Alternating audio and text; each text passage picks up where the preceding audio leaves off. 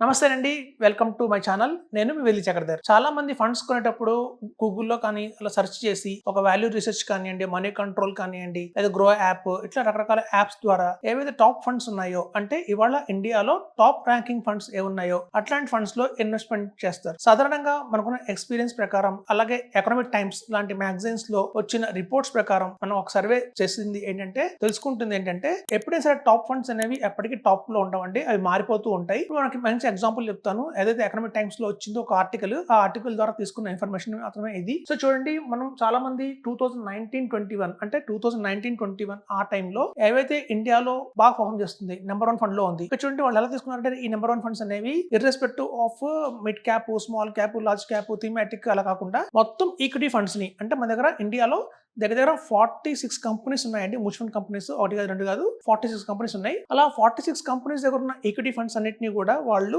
క్రమబద్ధంలో పెట్టి, ఎవరైతే మంచి రిటర్న్ ఇచ్చారో, ది బెస్ట్ రిటర్న్ ఇచ్చారో, అదొక లార్జ్ క్యాప్ కావచ్చు, అదొక మిడ్ క్యాప్ కావచ్చు, అదొక స్మాల్ క్యాప్ కావచ్చు, సెక్టర్ ఫండ్ కావచ్చు, ఏదైనా సరే కావచ్చు, అట్లా ఈక్విటీ స్కీమ్స్ అన్నిటిని కూడా ర్యాంక్ వైజ్ గా వేసుకుంటూ వస్తే మనకు తెలిసింది ఏంటంటే, 2019-21 ఆ టైంలో కనుక ఏదైతే నెంబర్ 1 ఫండ్ అనుకున్నామో ఆ ఫండ్ 2022-24 వచ్చేసరికల్లా, అంటే ఈ గ్యాప్ లో, ఈ టైం ఫ్రేమ్ లో దాని ర్యాంక్ వచ్చేసి 43కి వెళ్ళిపోయిందండి. అంటే చాలా మంది ఫస్ట్ ర్యాంక్ ఉంది కదని చెప్పి మనం ఇన్వెస్ట్ చేస్తుంటాం, కానీ అది మనకి 43 ర్యాంక్ వచ్చేసింది. అలాగే నెంబర్ 2 13th ర్యాంక్ లో ఉందండి. అలాగే నెంబర్ 3 ఫండ్ ఏదైతే ఉందో 2019-21 లో అది మనకి 201కి వెళ్ళిపోయింది. చూడండి, యాక్చువల్ గా ఏంటంటే ఇది ఒక సెక్టర్ ఫండ్ అయ్యిండొచ్చేమో. చూడండి, థెమాటిక్ ఫండ్స్ లాంటివి ఎలా ఉంటాయంటే, ఇస్తే రిటర్న్స్ బాగా ఇస్తాయి, బ్రహ్మాండంగా ఇస్తాయి, నెంబర్ 1 పొజిషన్ లో ఉంటాయి. కానీ అందులో కనుక ఏదైనా రాంగ్ జరిగింది, పర్టికులర్ సెక్టర్ కి ఏదైనా గవర్నమెంట్ సపోర్ట్ చేయట్లేదు, లేదా అనుకున్నంత రిటర్న్స్ రావట్లేదు అనుకున్నప్పుడు అది ఆల్మోస్ట్ డ్రాగ్ అయిపోతాయండి. చాలా ఫాల్ అయిపోతుంది. ఆల్మోస్ట్ 201కి వచ్చేసిందంటే హ్యూజ్ గ్యాప్ అయితే ఉందండి. అలాగే 4th ర్యాంక్ లో ఉన్న ఫండ్ కూడా 126 ర్యాంక్ వచ్చింది. అలాగే 5th ర్యాంక్ లో ఉన్నది కూడా 107కి వచ్చింది. 6th ర్యాంక్ లో ఉన్న ఫండ్ కూడా 148 పొజిషన్కి వెళ్ళిపోయిందండి. ఈవెన్ 7th ర్యాంక్ లో ఉన్న ఏదైతే 19-21 లో ఉందో అది మనకి 2022-24 కల్లా 72 ర్యాంక్ వచ్చేసింది. అలాగే 8th ర్యాంక్ లో ఉన్నది 100, 9th ర్యాంక్ లో ఉంది 138, 10th ర్యాంక్ లో ఉన్నది మాత్రం 7th వచ్చిందండి. ఇక చూస్తే మీకు ఓన్లీ మనకి చూస్తే ఒక 2 ఫండ్స్ మాత్రమే మనకి 2019లో ఏవైతే 10లో ఉన్నాయో, టాప్ 10లో ఉన్నాయో కన్సిస్టెన్సీగా పర్ఫామ్ చేస్తూ అలా ముందుకెళ్ళింది, 7th ర్యాంక్ దాకా వచ్చింది. ఇది ఒకటి ఉందండి ఇక్కడ. ఇది కూడా కొంచెం నేరోగానే ఉందండి. 2nd ర్యాంక్ నుంచి 13th ర్యాంక్కి వెళ్ళింది. ఆబ్వియస్గా 2nd ర్యాంక్కి 13th ర్యాంక్కి రిటర్న్ డిఫరెన్స్ చూస్తే కూడా మనకి మార్జినల్గా 3-4% కంటే ఉండదండి. సో అట్లా అండి, మనకి చూస్తే ఓన్లీ 2 ఫండ్స్ కనిపిస్తున్నాయండి, కొంచెం నేరోగా ఉన్నవి. అలాగే ఇక్కడ చూద్దామండి, 2022-21లో ఏవైతే నెంబర్ 1 ఉన్నాయో, అయితే 2022-24లో మనకి ఏవైతే నెంబర్ 1కి వచ్చాయో అవి ప్రీవియస్గా ఏ ర్యాంక్ నుంచి వచ్చాయి, అంటే 2019-22లో ఎలాంటి పొజిషన్ నుంచి ఇవాళ అవి నెంబర్ 1 అయ్యాయి అని చూస్తే కనుక, ఇక్కడ చూడండి 2019-21లో ఏదైతే 42 ర్యాంక్లో ఉన్న ఫండ్ ఏదైతే ఉందో అది అమాంతం నెంబర్ 1 ఫండ్ అయిపోయిందండి. 42 ర్యాంక్ నుంచి ఒక్కసారిగా జంప్ చేసింది నెంబర్ 1 పొజిషన్కి. అలాగే 86th ర్యాంక్లో ఉన్న ఫండ్ కాస్త, మనం జనరల్గా ఫండ్స్ 86th ర్యాంక్లో ఉన్నాయి అంటే మనం ఏమనుకుంటామంటే ఇవి పెద్దగా పర్ఫామ్ చేయవు, వాటి గురించి మనం ఆలోచించాం అట్లాంటి ఫండ్స్ గురించి తీసుకుందాము అని చెప్పి. కానీ అవి నెక్స్ట్ పొజిషన్ కల్లా నెంబర్ 2కి వెళ్ళిపోతున్నాయండి. ఇది నాట్ అప్లికబుల్ ఏంటంటే, అసలు 2019-21లో అసలు అవి ఆ ఫండ్ అనేది మార్కెట్లోనే లేదు. ఆల్ ఆఫ్ సడన్గా ఒక ఎన్ఎఫ్ఓ రూపంలో కావచ్చు, అలా మనకి ఆల్ ఆఫ్ సడన్గా మనకి 3rd పొజిషన్కి వచ్చేసిందండి. రిటర్న్ ఎక్కువ వచ్చేసి అమాంతం నెంబర్ 1 పొజిషన్లో, నెంబర్ 3 పొజిషన్లో వచ్చేసింది. అలాగే 133 ర్యాంక్లో ఉన్నది మనకి అమాంతం 4th పొజిషన్కి వచ్చేసింది. అలాగే నాట్ అప్లికబుల్ అంటే అసలు 2019-21లో ఆ ఫండే లేదు.